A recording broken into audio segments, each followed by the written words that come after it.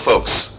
We're going to be talking about future directions for electronics, and especially for consumer electronics.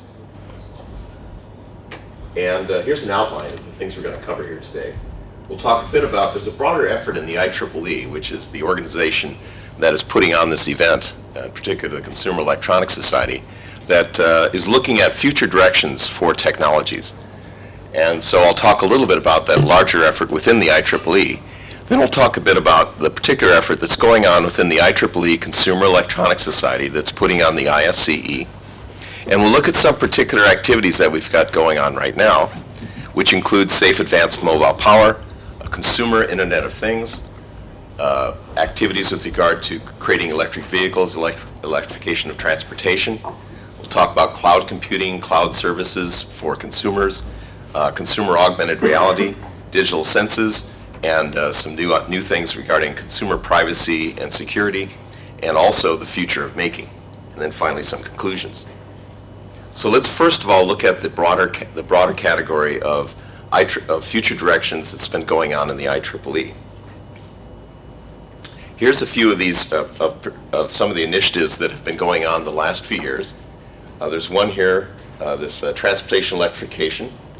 There's a, let's see, we don't have the smart grid one because that's actually is something that's graduated and gone on to become a regular IEEE activity. We have smart cities, is a fairly new one that's going on now. We got the Internet of Things, rebooting computing, where they're looking at new computer architectures, new ways in which we can do computing, things of that sort. What's going to go, what's beyond our current architectures in the way that we do calculations and analysis of information. Green ICT, how can we make lower the energy usage in data centers and with enterprise equipment. Cloud computing, there's an initiative on cybersecurity to increase security, big data analysis, and then software-defined networks. These are some of the activities that are currently underway within the IEEE future directions. Here's some so here's another listing of this: big data, cloud computing, cybersecurity, green ICT, Internet of Things, rebooting computing, smart cities, software-defined networks, transportation electrification. And there's an outfit called the New Initiatives Committee, which is funding some of these activities. Now, these IEEE future directions activities go through sort of they go from a birth or incubation, when you're just trying to get the idea off the ground, and then they go through 3 phases, and then they graduate. The first phase is the IEEE is composed of a lot of different organizations, and in particular in technical activities, a lot of different societies and councils and communities of various sorts that look at different types of technology. Oftentimes in these new initiatives, there's more than one of these organizational units that would be involved. So there needs to be coordination and work together between those units. So that's phase 1. Phase 2 is, even though we've got different sorts of organizations that are working together on these future directions to create a common representation to the outside world, and to try to focus on where we should be going with that technology, what things it will make possible, and what exactly IEEE should be doing in those areas. Then the last phase, after which they graduate, is to then, once we understand the relationship to what's going on within the IEEE and outside, the things that IEEE can do, that we focus on those things.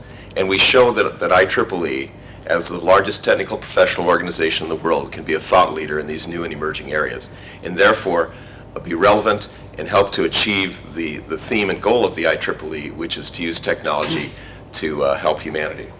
And then finally, this activity, for instance, cloud computing has done this now, transportation electrification, which graduate into something which is no longer considered a new initiative, but is an ongoing activity within the IEEE, usually with a number of these traditional operating units in the IEEE working together.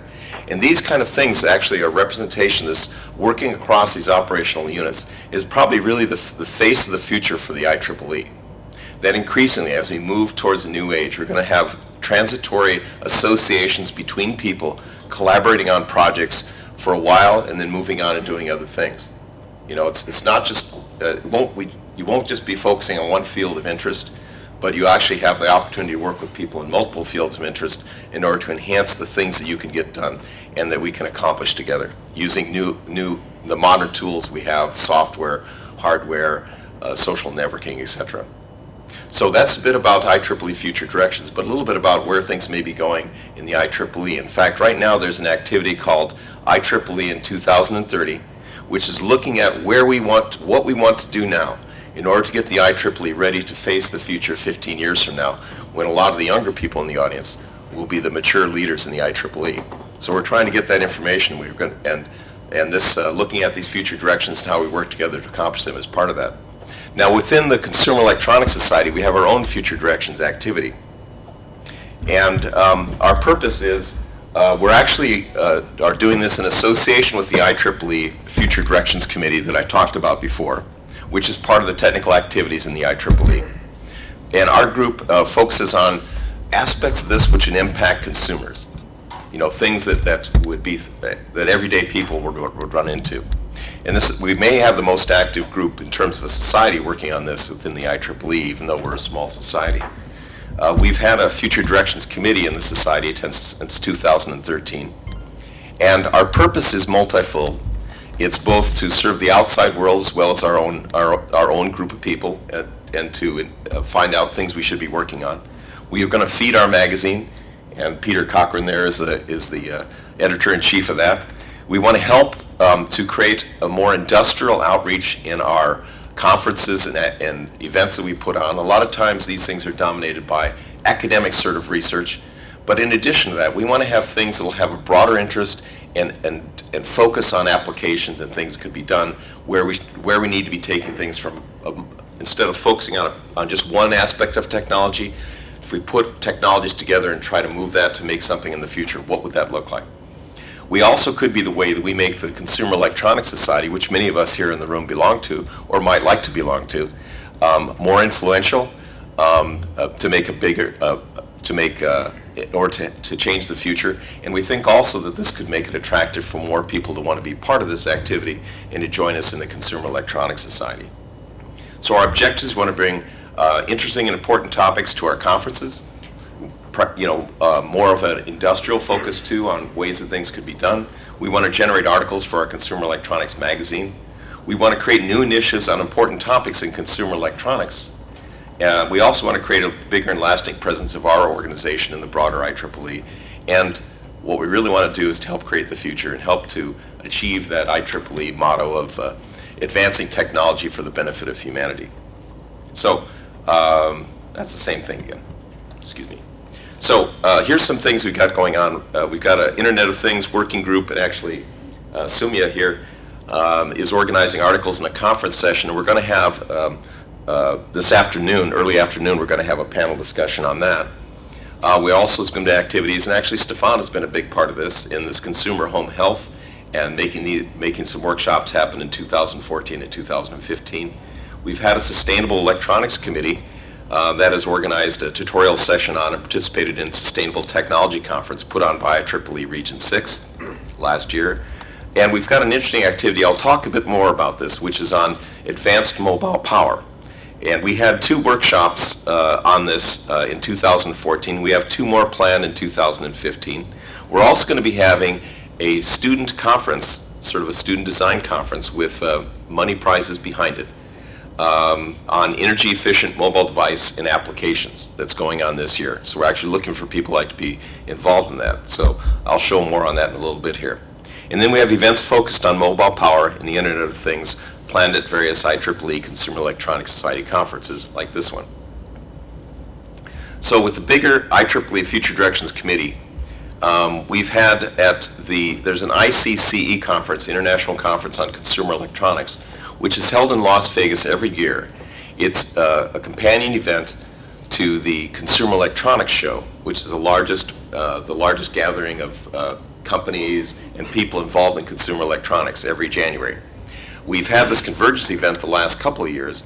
This year we're looking at working with the broader Future Directions Committee to organize a mini technology time machine to be looking at, say, 15 years out, the future of technology, particularly in this case as it involves in consumer electronics. And this feeds into a broader activity. I'm part of a committee organizing the 2016 Technology Time Machine, which is a conference that's gone on and put on by Future Directions for a few years now. And we're planning this 2016 meeting in Region 6. So our Future Directions work, we're trying to create a vibrant consumer electronics standard activity as well. In fact, Yu Yuan, sitting here in the front, is one of our champions in the standards area on various aspects of this. Other people also have been participating in standards. We have active standard activities related to a released specification on an open source repair manual, to have open source manuals that can be created by anybody on repairing consumer electronic equipment. Also, we're working on various things around, especially around vehicles, connected vehicles, and various aspects of the consumer electronics and that. Also, emerging things on security and privacy as well. In the magazine, we've had articles on this Safe Advanced Mobile Power Initiative, as well as on the Internet of Things.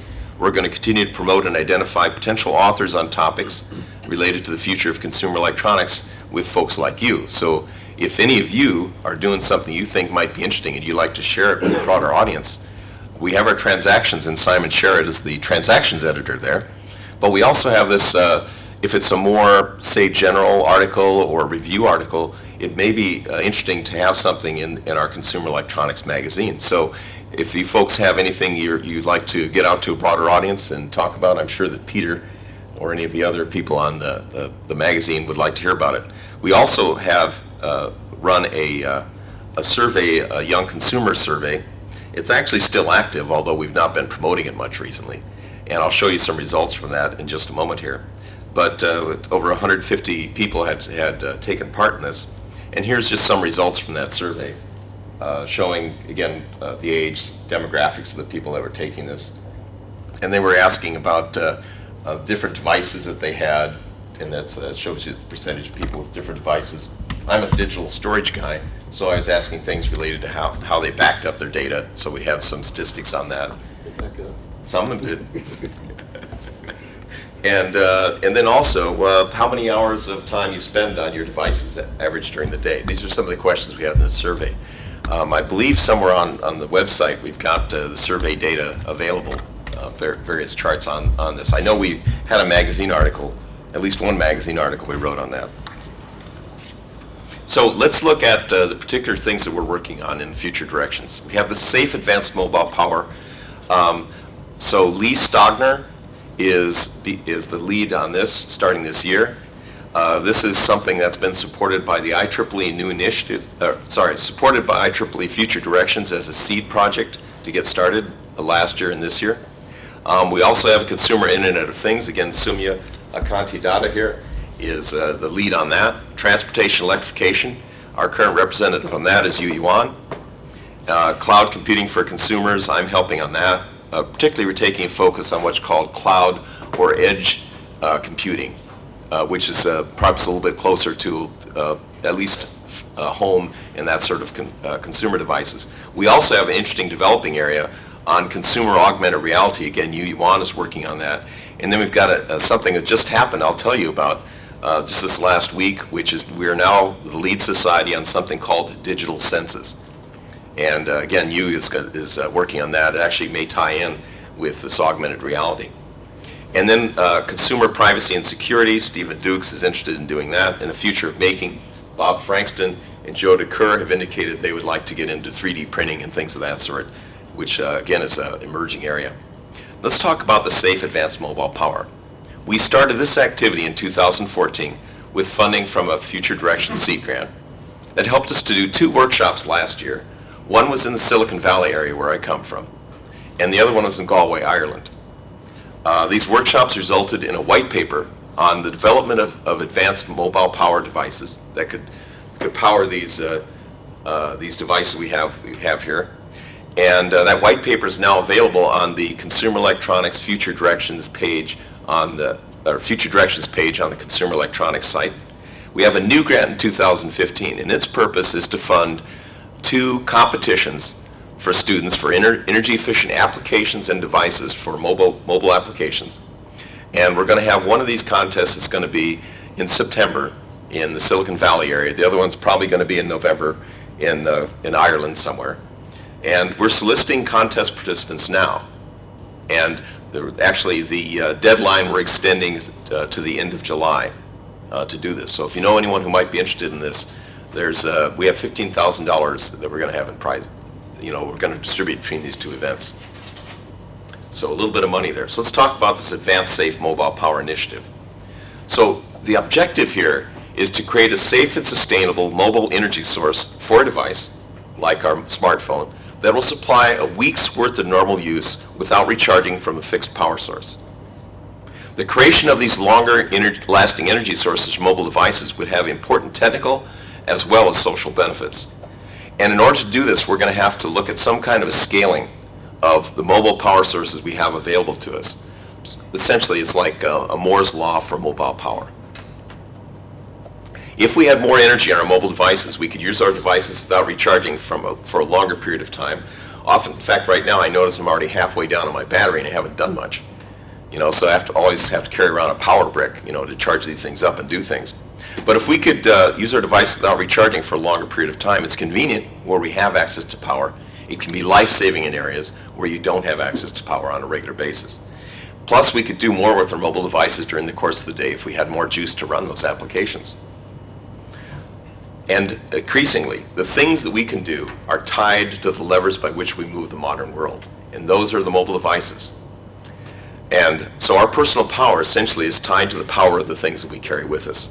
And we'll always try to do more with the things that are convenient to us, the technology we carry with us.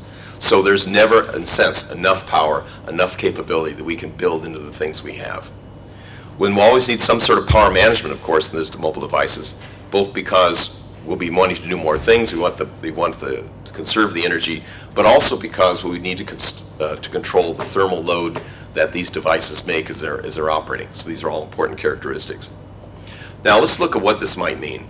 If we were to, and we actually have the model in the white paper if you want to read more on this. If we have what we call a casual cell phone user, a few hours a day, he's got 7 days a week, the calculations showed something like 130,536 joules of energy used in a week's time, which is about 26 times the typical energy in a cell phone battery. Then we define something called power user, someone who really does a lot of intensive stuff on their phone. No pun intended, yes. And the energy calculation there was something like 522,144 joules, which is about 104 times the typical energy in a cell phone battery. If you take the way that battery technology has been advancing, which is roughly doubling the milliamp hours every 10 years, it would take about 50 years to be able to do these kind of power requirements.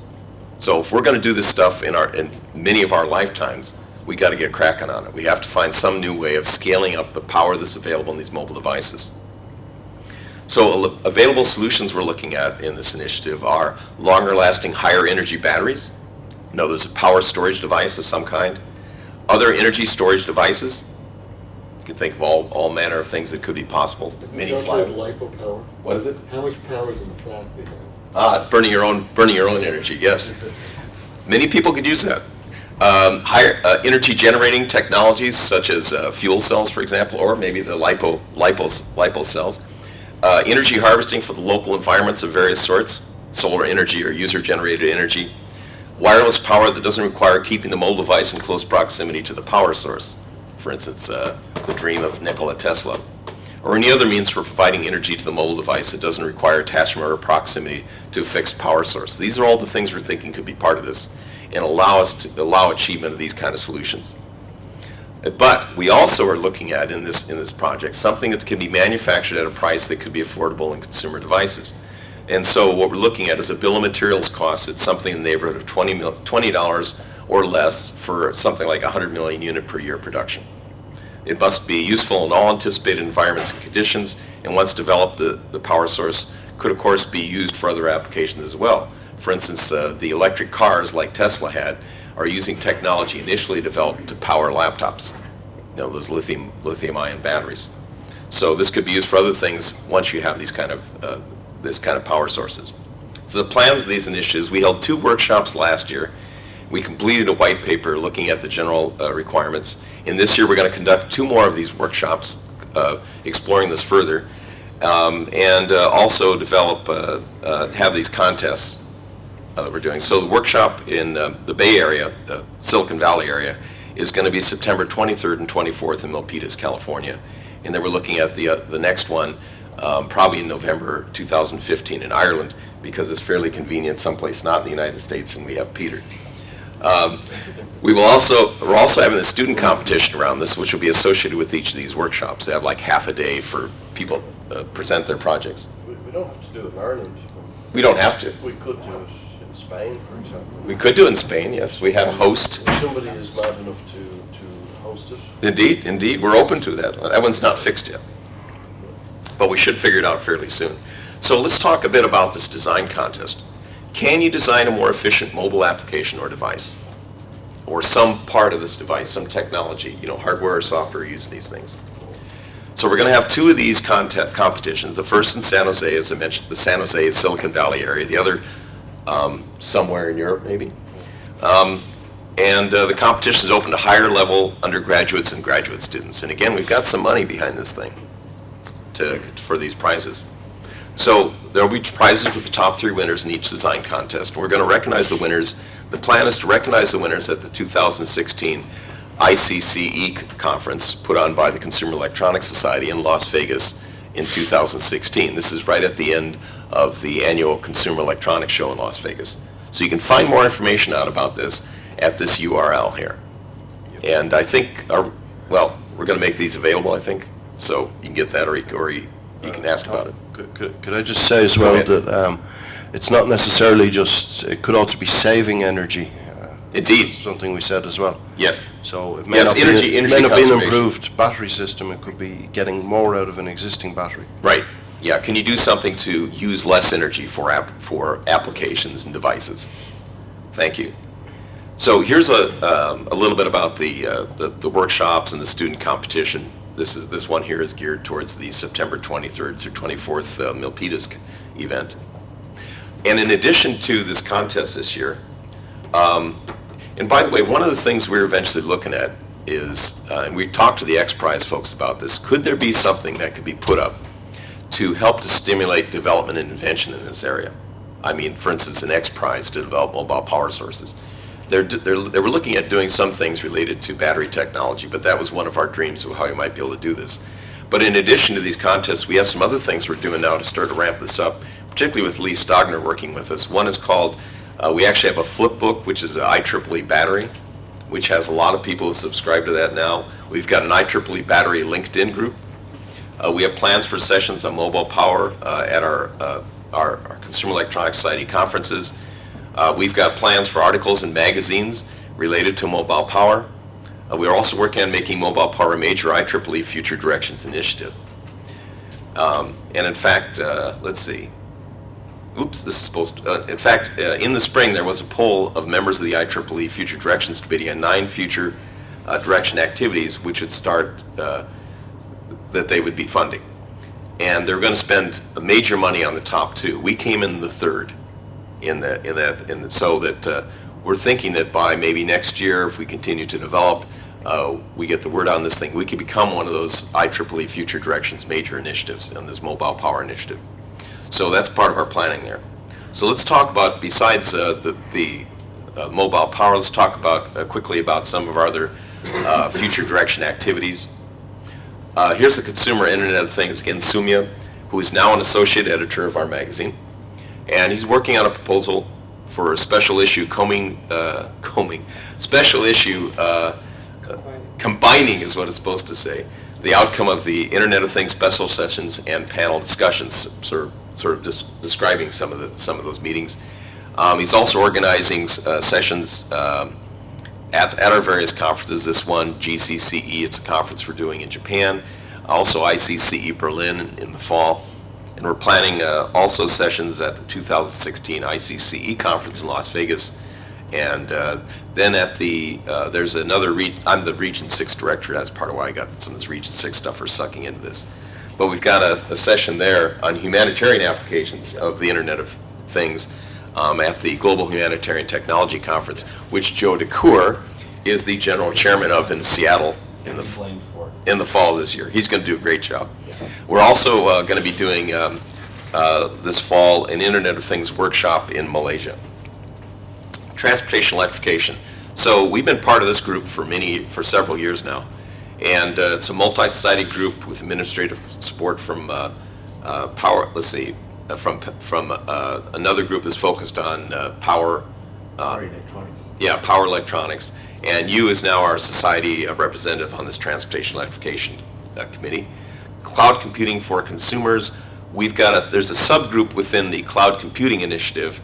Let's call it fog or edge computing, whatever you'd like to call it. That involves local networks and essentially doing things across local networks versus a broader internet cloud activity. So that ties into consumer electronics. It also has a relationship to the Internet of Things. So there's talk about doing conferences and other activities around this topic that we could be participating in. And for this Consumer Electronics Society, of course, we use cloud services all the time, but increasingly as we get smart connected things, we're going to be looking at the possibility of developing cloud computing on a local level. Joe? Fog means there's the cloud that's out there, and the fog is the stuff that's close to us. Close to us, exactly. The fog that's in you, the cloud in your house is the fog. Yes, with near ourselves or in ourselves, Yep. so to speak, yes. You can also say in the edge of the networks. Edge of the networks, yeah. So the future of making. So Bob and Joe here and others have expressed an interest in creating a future making committee to look in 3D printing, scanning, various things related to do-it-yourself and those applications. It's a growing activity. Next to drones, this seems to be one of the hot things going on, and we don't have a drone group yet, so that's something we could get going. Mercifully. Consumer augmented reality. Yu Yuan is starting an augmented reality committee focusing on standards for this important emerging area.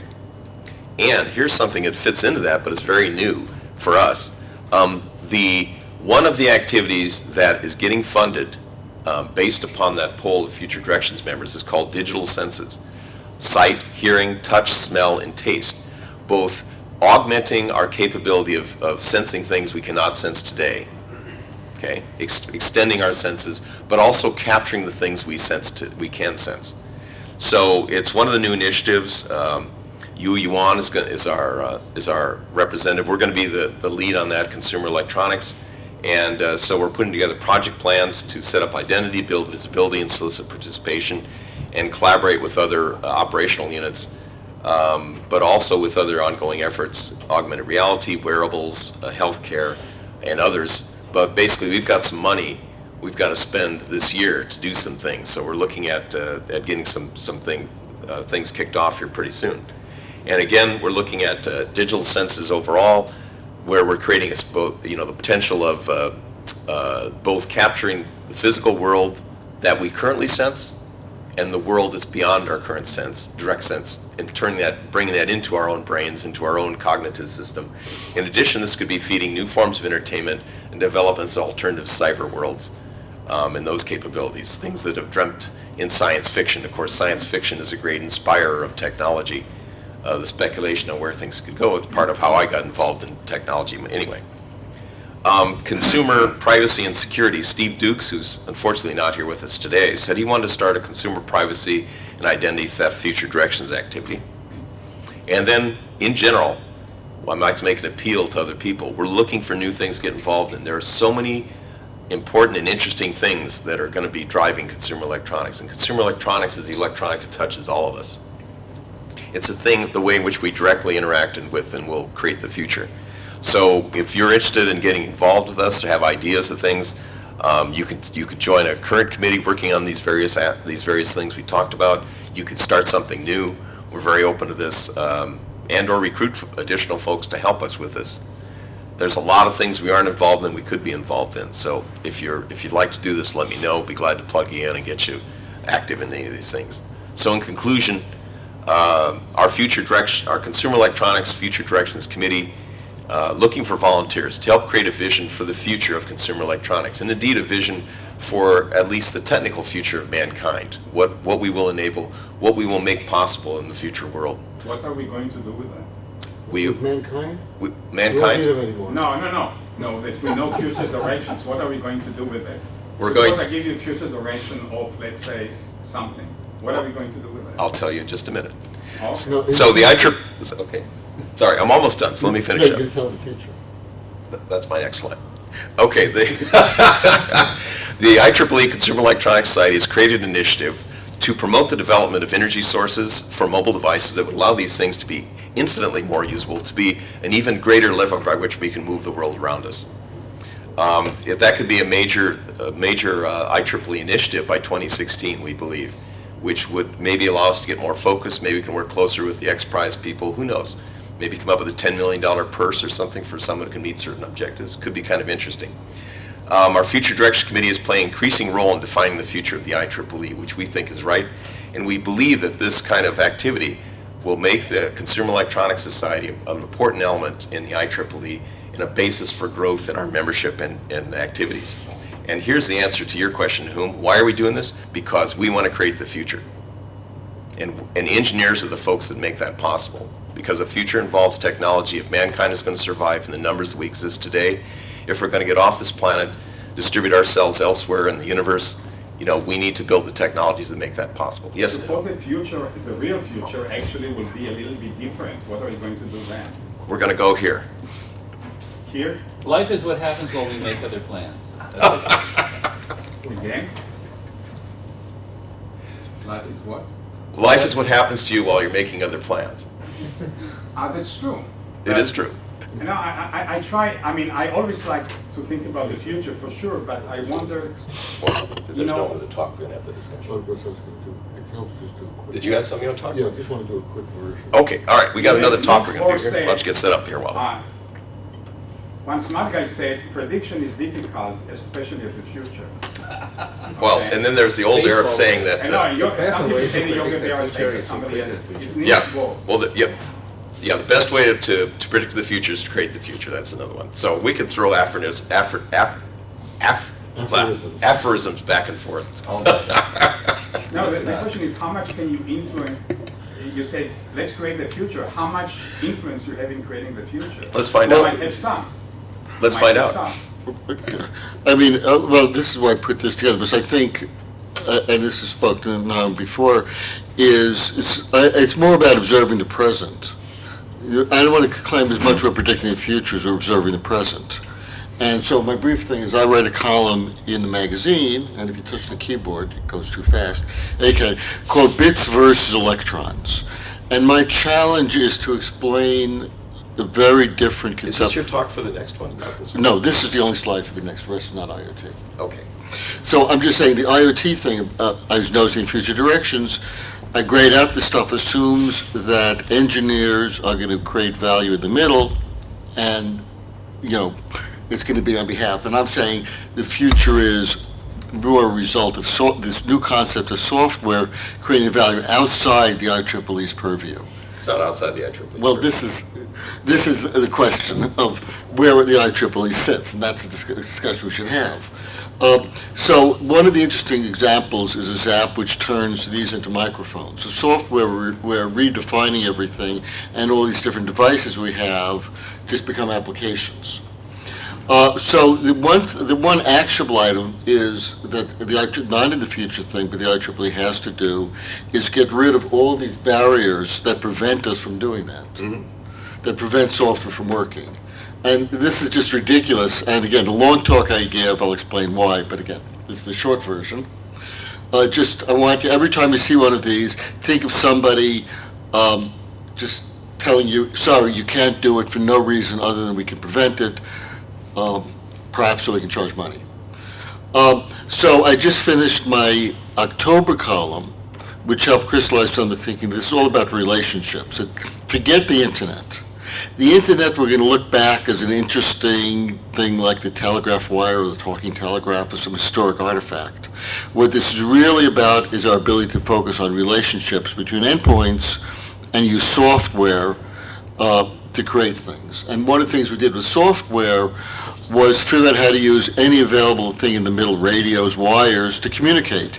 And a byproduct of that is called the internet, but that's just a temporary byproduct. The current internet protocols, though, are not at all suitable. We can start with them as a basis, but we need to focus on a new generation that enables relationships. So the real thing is, I want to emphasize, this is a discontinuity. It's not just a gradual change, and we've had discontinuities in the past. Oops, a slide. In any case, this is a transition you saw quickly from Ptolemy's world to Copernicus' world, which is a very trivial transition, much smaller than we're facing now. All he did was move a reference point 93 million, miles. Apologies, Americans speaking this ancient language. But it really changed the way we perceived ourselves and the way we perceived the world and gave Newton his physics. But, these are constructs. The solar system doesn't really exist. It's just a construct. In the same way, we used to have these constellations, which are real to people. They're the way they organize the way of looking at the world. But somehow, just by a little better understanding, we now see ourselves in the Milky Way, which is something the ancients looking at constellations couldn't have conceptualized. Now we can't conceive of constellations as real things. We see the Milky Way. And this is really, all these other artifacts is about the way we perceive the world and the way we work with it. I'll leave seconds, I won't get into it. And this is why consumer electronics is very interesting to me. This is where we actually are building things. We're not just doing technology behind, but we're actually, using the marketplace to create new things, experiment with ideas. You notice I'm giving the very short version. So software itself, the problem I have with the X prize model is that assumes we can predict the future and know what the No, we can make the future. We can make the future. Yeah. I'm saying we discover the future. We discovered digital is a byproduct. Now, we always had digital. Words are digital. If you look at Rosie Finger Dawn, meter in, ancient poetry, oral tradition had error-correcting codes. We're just not articulate. But because of Alexander Bell's, or Elisha Gray, depending on whoever, doing analog telephony, that suddenly broke everything. It was an analog thing, distance became hard. So we took a lot of ideas from physics, and we invented, or Claude Shannon people invented this explicit digital technology, but unfortunately he used words like information, which is an entropy term, and people thought they understood what it means and don't. So what we've done is we basically discovered software, because once you had binary and digital stuff, we started getting the software ideas. And with software, we discovered we could communicate, instead of using a phone company which kept those analog signals going, we discovered that with software we can resend packets, and eventually that gave us the internet. So we discovered the ability to connect without a third party in the middle. And the internet, that's why I say the internet is a byproduct of these larger trends. But we're only at the beginning of discovering sort of what it means for software to redefine the world. And the big missing piece, which is why I keep getting back to it, is we can program isolated things. We're not good at connecting things, both because we have a telecom industry that's squatting on all the wires and everything in the middle for no good reason. We have this silly idea called spectrum allocation. We auction off colors. So we need to address that. And then we need protocols to make it easier to connect things. And then, and this is going to be the next panel, only then we can start to deal with sort of how do the so-called Internet of Things. And I can go into the full history of how value shifts and all now. this, but not now. Thank you. Okay. All right, let's get back to our panel. Okay. So that was 5 minutes. Put that dog back in there. There we go.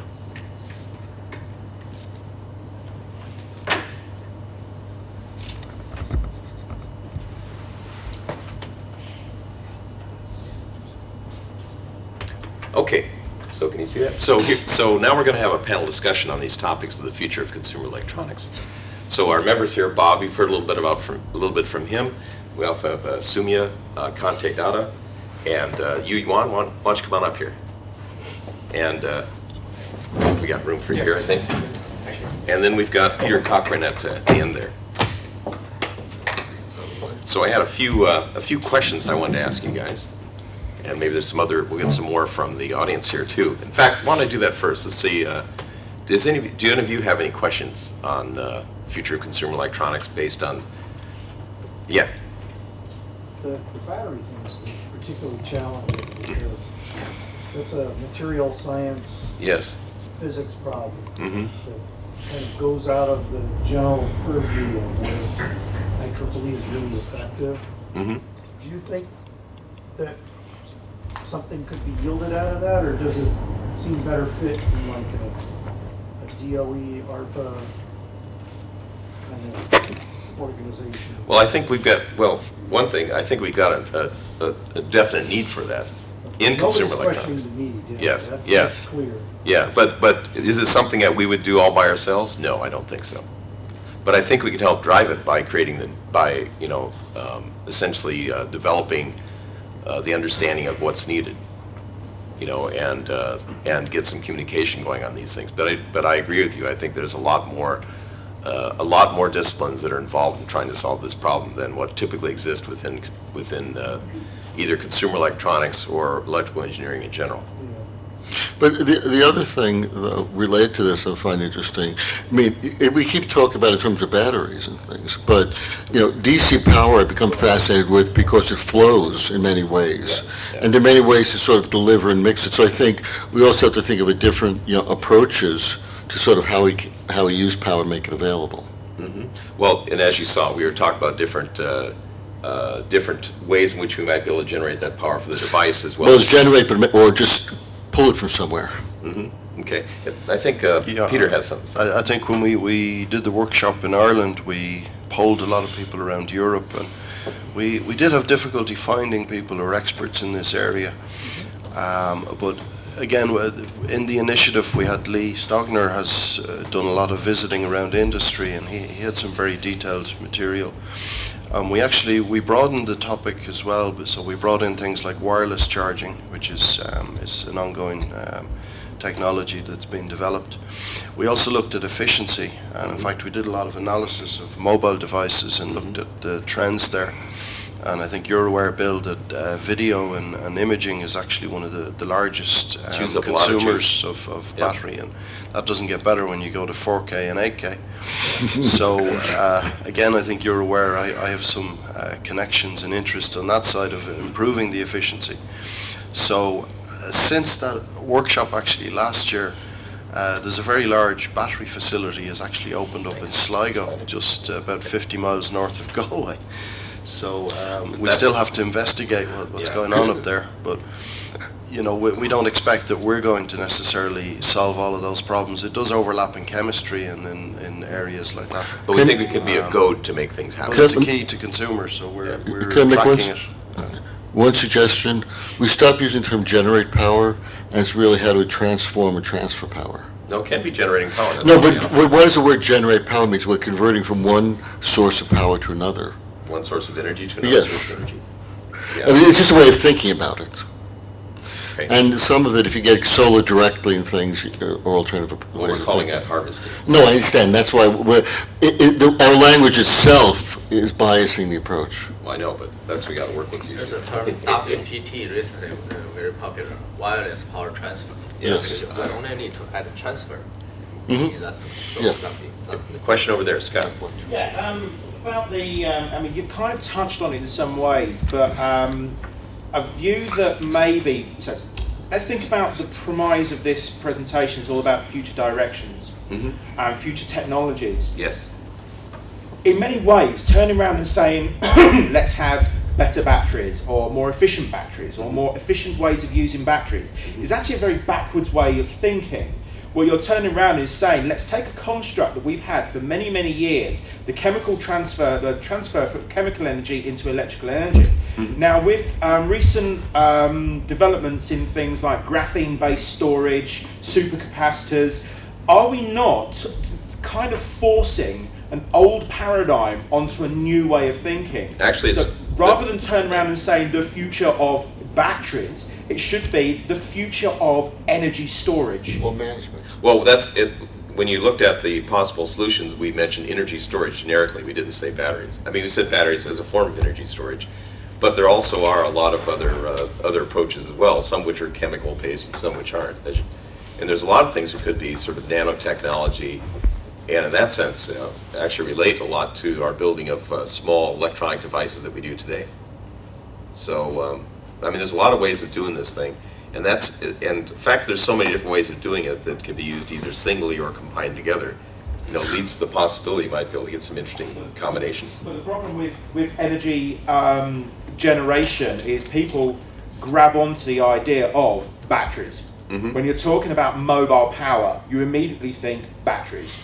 And therefore, it becomes equally important to have the educational piece to explain to non-engineers, to explain to consumers that batteries aren't the only solution, such as energy harvesting. What does that mean to a generalised consumer? Probably not much. But you say, well, why have I got a solar cell attached to my my battery anymore? It's just, I think the education is going to be equally as important. So energy harvesting is using corn for power. Bad pun. But we're talking, this is what we said for allowable solutions, energy generation of various sorts, energy storage devices of various sorts, could be harvesting, or it could be something I haven't even thought of. There's plenty of room for invention. I think there's a question over here. Go ahead. So when you mentioned about mobile power, you were actually mentioning about one of the objectives as having actually about a week's storage of power. Mm-hmm. Right. So I think extending upon what he was mentioning, I think why don't we remove the word mobile out of actually mobile power? So for instance, if you're watching TV, you do not expect the TV to suddenly switch off unless there is a major disaster. Well, So in the same way, if we could extend that to all the mobile devices and just make the underlying mobile power become so invisible that Yeah. you don't Yes. really bother about it. So instead of having an objective as say 1 week or 2 weeks, say you just make it to infinite. Ubiquitous power. Huh? But this is already Power, yeah. this is already happening in a way. When traveling, I used to have to be very careful about, you're going to be on a plane for a long time, need power.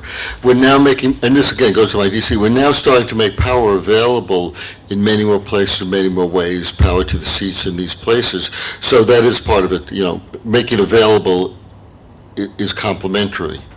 For your information, I think about 9 years back, Philips already solved this. So that is, they had achieved, there is on their mobiles, there is, if I remember correctly, it was the Xenium 989C mobile, where they had, where you could store, you could go on an international travel for 2 weeks and not take your charger with you. This is for what, a phone or something? For a phone, yeah. So that was the Xenium 989C. But what did it do? How'd they do it? What did the phone do? How powerful was it? Well, that was about 9 years back, and that had actually a 620 How'd they do it? They have a real big battery? pixel based, the color display, and it was not advanced as now, obviously. Yeah. And it was actually the clamshell kind of a phone. And How would it last a week? A week while you're using it? It last a week? 2 weeks Of for use? average usage. Not just standby. Not just standby. No. I could do this in a bag. How'd they do it? Well, so that's where the mistake of Philips came in with respect to marketing. They did not actually market it, or they did not actually license that patent to others. So it was just held closely with Philips. So, if you want, we could, so I have some contacts in Philips. We could. Let us know about that. That sounds But interesting. if I put It this can in... be done, that's a Yeah, big boon to mankind. But if I were willing to do this in a bag phone configuration like we used to have, this would last weeks. If you In a want. bag phone, A bad phone? BAG. Oh, Do you remember those bag phones we oh, carried? bag phones, yes. Well, yes. But This then would you're last carrying a lot. for weeks. Yeah, but Yeah, well, I'm also thinking about something that you really would carry with you. No, but I'm saying, we do make this trade-off because this is very thin. Uh-huh. If this were twice as thick, it would last a lot longer, so, people are voting for a shorter life. Yes, Nahum? If you look back 15 years ago and make predictions then, would you predict that, for example, that cell phones will be so used? Just remember what people said when the iPhone came out. We had the Palm Pilots at that time. So I'm kind of wondering, and even the projection about the power. I appreciate that you take a view on the future, and it's always nice to plan, so to speak. We're planning on living there, so But what? we plan to live there, so it's Yeah, I know, I understand. behooves that, us to but- take care of it. But if I look backwards on many of the predictions that I got, and many of them did not come true, but there was something very fundamental, very disruptive happening and changed everything. I don't think that 10 years ago, 15 years ago, we could even imagine that we'll have all those mobile devices everywhere you go, and Internet of Things. So I kind of like, so what do you do in order to maybe make your predictions more valid in the future? Do you do anything? I mean, just, like getting up in the morning and dreaming a dream or something like that. It's nice. We're having workshops to discuss how this might be done. We're going to have student contests related to devices like this. We're trying to create a greater discussion and focus on these topics. Those are the things we're trying to do to get more activity going on.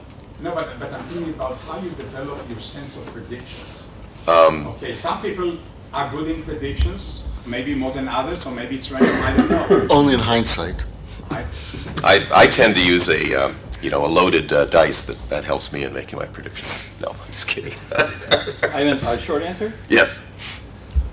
As I said before, my father said, life is what happens while you make other plans. I observe that if you do plan, you have a better chance of learning from what actually happens.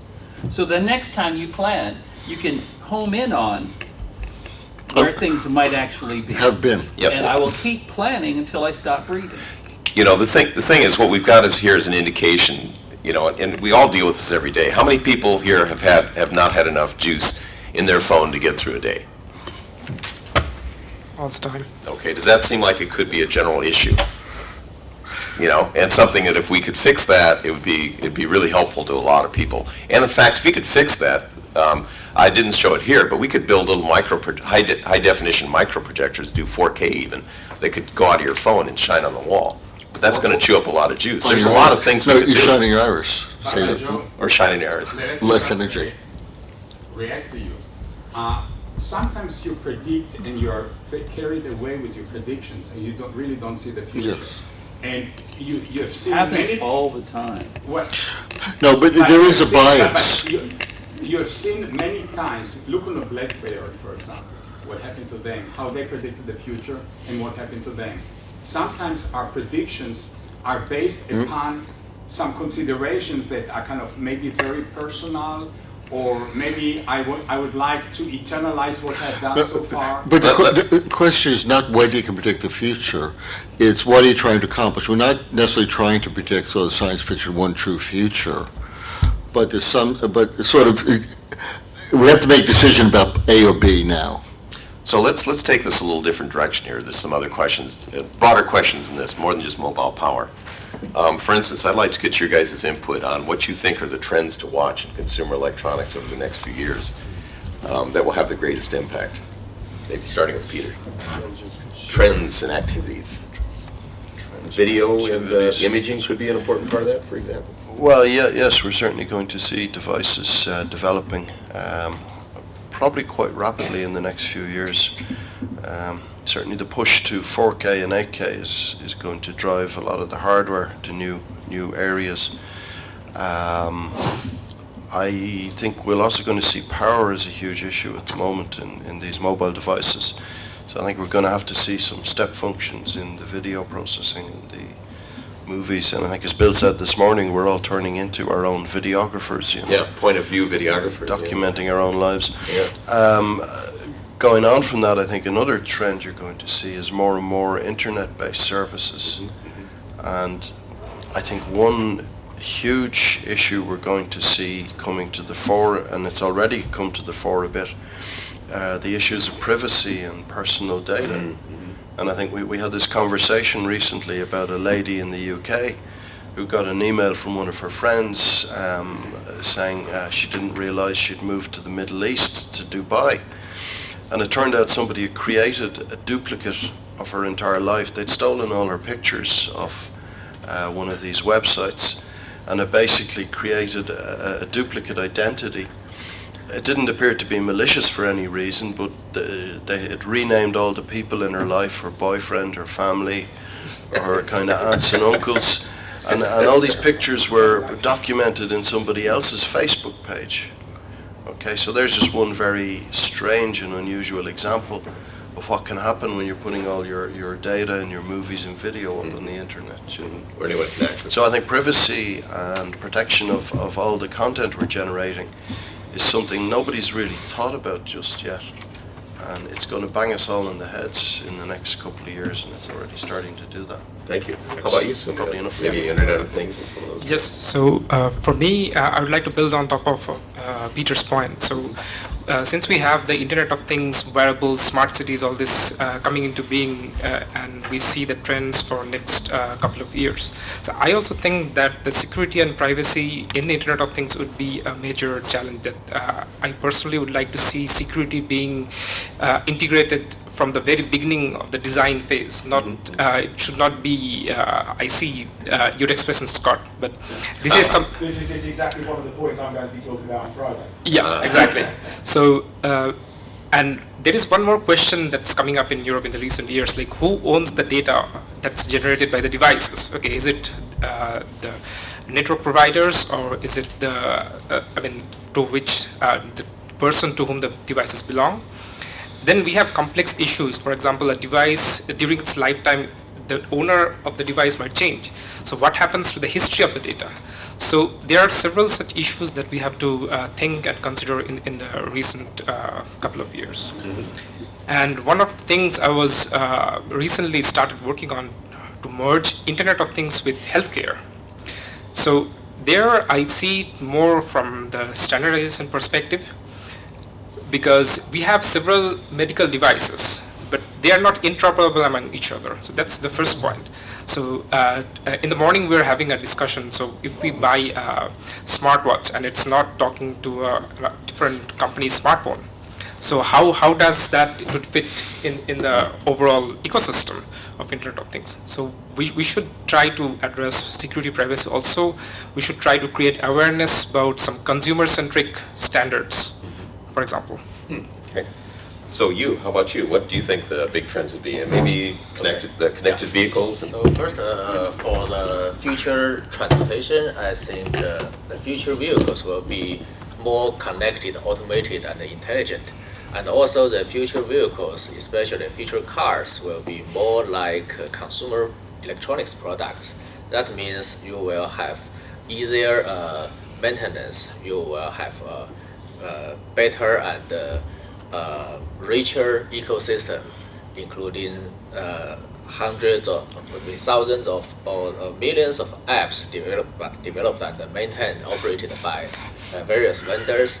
You will have easy upgrade, things like that. And also, I think, so another topic I'm currently responsible for is digital senses and the augmented reality and virtual reality.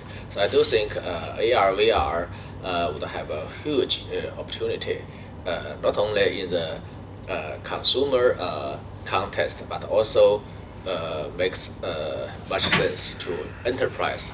They will have many use cases in enterprise scenarios, but they still fall into the scope of consumer electronics. Like enterprises, they have been starting using smartphones in their daily business, but nobody says that smartphones are currently industrial electronics. They are still consumer electronics. Right. So, how about you? What trends do you see? Its problem is you have to see across discontinuity, but I think we're going to be a while to get used to the new social topologies, which covers privacy, security, but it's really new social relationships, which are no longer bound by sort of the old geographic things. And there's also, I'll call it meta. When you look across devices, some of the machine learning and things is part of this new topology. So you think of spanning devices? It's not just spanning devices. It's when you walk past a fence, it looks opaque, but as you walk past it, it disappears. And that's some of what's happening with the sort of quote cloud unquote data.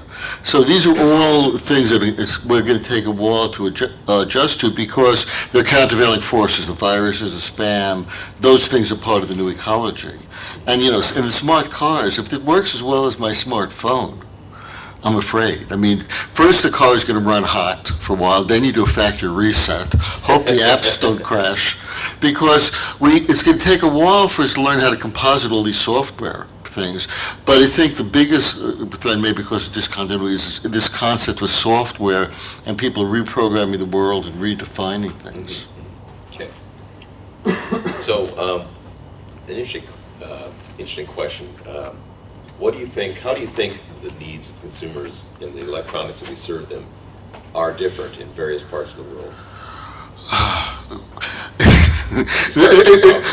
I know. Let me go last because that's one that, Okay. is not an easy one. So you're from China. Yes. Can you give us some perspective? on Well, I this? think there are some difference coming from cultural differences. Yeah, yeah. People in different regions, different countries, they have different behaviors. They have different needs. Mhm. So, smartphone is a very good example. Mhm. Like in some countries, people just use smartphones for like the basic functions, but in some other countries, especially like China is a good example. Mhm. Some people they don't have computers, so they use smartphones as their only device for entertainment. So different So they watch factors. movies even though it's a small screen. Yeah, Uh-huh. so different factors like this would generate different needs and completely different business. Like in some tier 3, tier 4 cities in China, there is even a kind of a business. It's like you copy some pirate videos or music onto other guys' smartphone. You charge them for like maybe roughly $2 for maybe 1 gigabyte songs or video, things like that. So there's even such kind of business. So, Right, Yeah, right. it depends. Okay. It varies. Okay. How about you, Sonia? You come from, well, you're in Europe, but you also have background elsewhere too. Exactly. So, Yeah. if I try to think from Indian and European perspective, so I think there is a culture difference, and that sort of, based on what you said, so that sort of, dictates the future needs. For example, in India, so smartphone is much more than, it's a method of communication. So we are utilizing it in my cousins, my friends, wherever are there. So they are utilizing it in every fashion of their, in every aspect of their life, sort of creating digital footprint or digital timeline throughout. But here in Europe, I don't see that trend. So it could be like mostly based on communication or gathering some intelligent inputs, something like that. And also, since I'm quite focused on IoT, so there, I think the basic need should be to make the technology so invisible, so that people from all ages, so they could utilize it without learning. Going through the difficult learning phase. For example, my father often asks me what is IoT, and I joke about him is that since he's an electrical engineer, he could switch on and off the light just by pressing the switch. And I, as a computer science engineer, I'm inventing some crazy technologies to switch on and off the light from the mobile phones. So this is something I joke, but it still has a valid point. So I think the future consumers, they should be, IoT should be much more visible, and it should be like strongly integrated into the daily lives. I think Bob has some points. Ready, Bob? Well, yes, actually. Just some quick, but you raised some important points. And we have to be careful about separating sort of accidents of history versus basic culture. The reason why the smartphone is so central in many places is those didn't have the PC experience. So it becomes the artifact, and people confuse iPods with the only thing. In other words, they look at the artifact and don't appreciate them. It's just like speaking to Tom about the limitations of the current internet. Turns out it's terrible. It's just so much better than what we're used to that you think is perfect. And the same way, these smartphones are very limited screens and everything. We can work around a lot of it. But, the fact we talk about mobile separately. So is just because an accident. What is immobile computing? There are form factors of different things. But I think, I also thought of smallpox. Smallpox? Yes. Europe's gift to the Native Americans. Okay. I was going to say Indians, but also if you make a mistake in language, sometimes you can't recover. In the same sense, the new topologies, we're removing distance. Currently, we don't see the effect because we have all these barriers to communicating. If we remove them, suddenly all these cultures get cross-contaminated, and what's going to happen? And the other thing is learning. A friend of mine pointed out that as long as you're doing the same thing again, it's easy. Change requires some learning and coming to terms with it. And this is, the dust continuity is we're still in emulation mode. And I think there's this discontinuity caused by software, which is really going to be a different way of thinking. And I think new people are going to come to the fore, and we're already seeing this, who understand how to use software to redefine everything. Okay, thanks. Thanks, Bob. Peter, do you have any comments on how the technology, consumer electronics, the needs are different in different parts of the world? How about Ireland, for instance? Parts of the world. Yeah. Well, we need decent broadband, which the government is finally... No, you don't want No, it's broadband. final. You don't want broadband. But that's a separate discussion. You don't want broadband. Oh, no, I want broadband. So I got 4 kids, so I need broadband. No, they've invested a ton of money a number of times, and basically the communications companies, you like this, Bob, have basically gone and done whatever is easy and spent hundreds of millions. Oh. And now they're finally discovered they can wind optic fibers around the electricity wires, so the electricity company is going to do it. And I actually have more hope that will No, succeed. but the problem is, and again, this is a long discussion, I'm going to be very brief on it, is we can do it all with the existing copper plant if we just understood it differently. That it's the problem is it's an economic problem at this point, not a technical problem. And the one example I use is if you had 10 megabit lines shared among 10 homes, each one gets 100 megabits. It's magic. And until you understand this magic of the internet, you're going to be paying top dollar for shiny glass.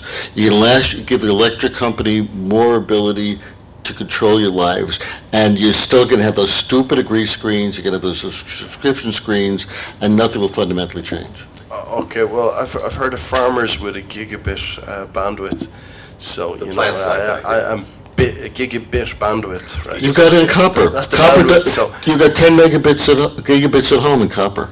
Oh, yeah, okay, but my It's point economics. is, I want the gigabit because my kids need it. No, I understand, but you've got it. It's just being held back by economics. Okay. Well, that's another discussion, I think. Let me ask you another question. We'll start with Peter. So what do you think virtual reality or augmented reality will do to social networking and entertainment in the next few years? Okay, so you asked me about augmented reality. Virtual reality, augmented reality. Doesn't work. Doesn't work? It has to work. Doesn't work at the moment. Okay.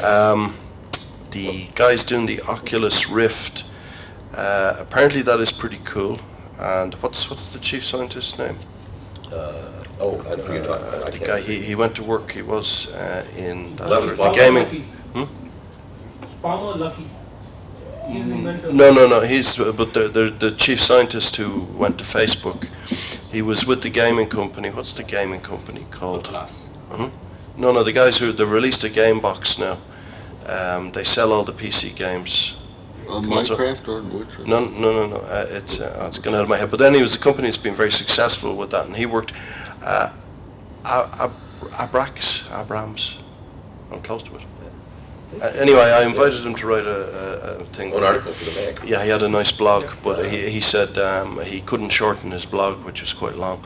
And then I said, well, I can take the whole blog, and he wasn't comfortable with that, you know. But he wrote a thing about if you're doing virtual reality, right, with one of the headsets, it's not just a problem. Okay, you're moving relative to the world, so the world is moving, but then there are things in the world also moving, right? So he's got a very interesting blog out there on something called Judder, right? Not jitter, Judder, which is all of these effects when you're moving in this virtual world when everything's Other done. things are moving. Everything's done And the point is, you need huge frame rates. You don't have enough at 60 frames per second. You need like hundreds or even thousands of frames per second to make virtual reality work. Now, they're very close to that with the Oculus Rift. But the problem I see, Tom, and I've seen this commented on, you need very big room if you're going to be using that thing. And you don't have chairs and furniture in it, or you're going to be tripping over them.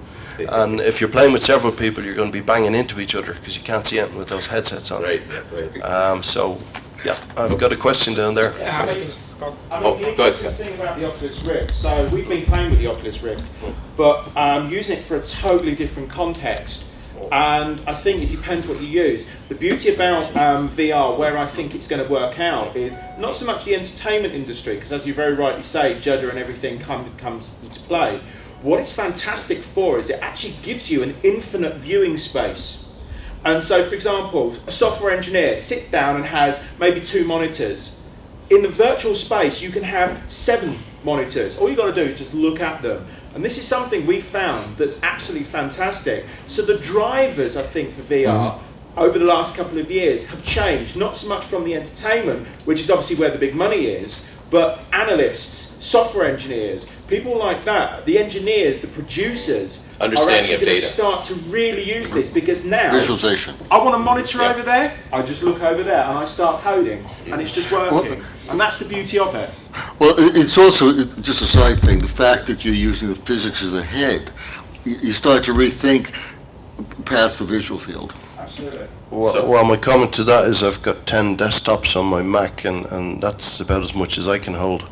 Yeah, then that's No, but then you change the focal distance, you see through them, and So you're actually working on. Well, like you future say, 10 directions. two-dimensional desktops is a real stretch for me, and I know I'm pretty twisted in my head. So I think for most people doing this sort of stuff, they're not going to get any work done. oh yeah. I'll tell you what does work. I'll tell you augmented reality that does work and that sells, right, is beautification technology. What, the picture? That's a lovely one. No, That is a good example. The movie Shallow Hal? The movie Shallow Hal? Yeah, well, that's You an know extreme case, but you do know the story about video beautification. When they brought in HD and cameras, you know, Oh yeah, everybody became ugly. all the executives were sort of going around to people looking for solutions because they said our wives don't like it. So I'd like to echo There you Scott. go. So after they made So- pictures sharper, they came around looking for technology to blur them again. So you is actually working on Vaseline. this area. Vaseline. You's actually working on this area for the future directions. So let's hear what he has to say. I got people So for solutions. virtual reality and augmented reality, I think like many thing else, what we need to do is to start from developing and collecting use cases. So use cases include the traditional use cases like entertainment, but also include some new use cases in enterprises, healthcare, whatever. So, for example, a very little example of augmented reality is Google Translate. You use that to capture something and do the translate and put the translated text on the picture real time. So that is just an example. So like use cases are very important, and according to a recent prediction, in 5 years the size of the AR and the VR industry would be just a huge number, but only 1/4 will be from the traditional entertainment industry. So more than 3/4 will be from like enterprise applications, healthcare, automotive, things like that. Okay. All right. Any question? Oh, go ahead. Yeah. So that if No, you see you're for- next. Oh, sorry. Concerning the augmented reality topic, Yes. what would be the human-to-machine interface? Would it be gestures or keyboards or the touchpads? That's a good question. You want to answer that one first?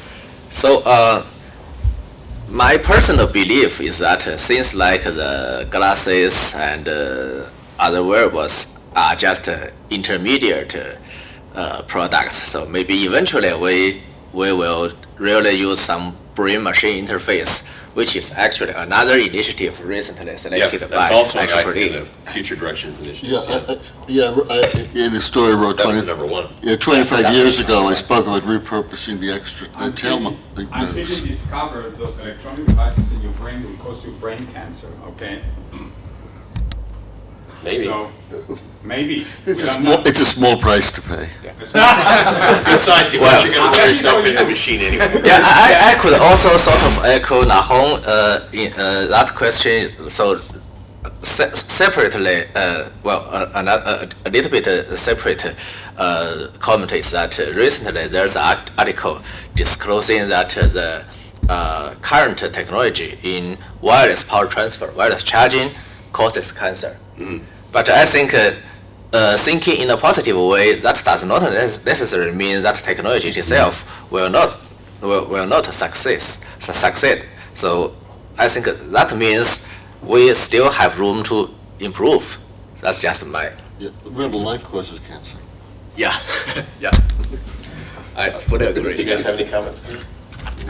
Okay, go ahead. If I see about a decade ago, where any of these conferences or any of the trade shows, the main focus was actually with respect to connectivity. So how do you get more and more devices connected, etc. But right now it's actually less of connectivity because my phone has to connect to your phone and you have to transfer data. That's almost a given. But with respect to future directions, I think one of the things where we have to focus on is actually smarter connectivity. What do you mean by that?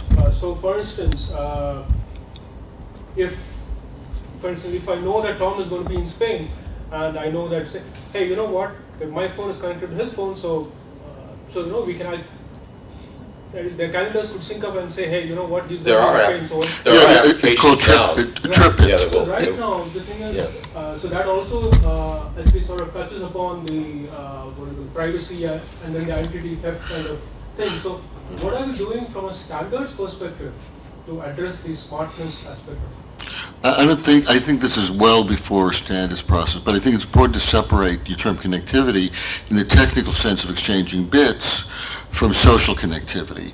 And remember, networking is a social word too. So the answer is, right now you got people like TripIt and all these other people trying to figure out how to monetize it. So the interesting question is, to what are the motivations for addressing this also?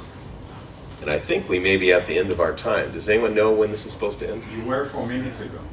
Yeah. Yeah, I Yeah, think but we we're just- officially 10 minutes behind as of this morning. Well, we started a bit late, but I think we should finish close to on time. So thanks all to the panel, and thank you all for sticking around and listening to this. I hope you'll come back this afternoon, because we're going to have another talk with a panel on the Internet of Things. Yeah. Whatever it is.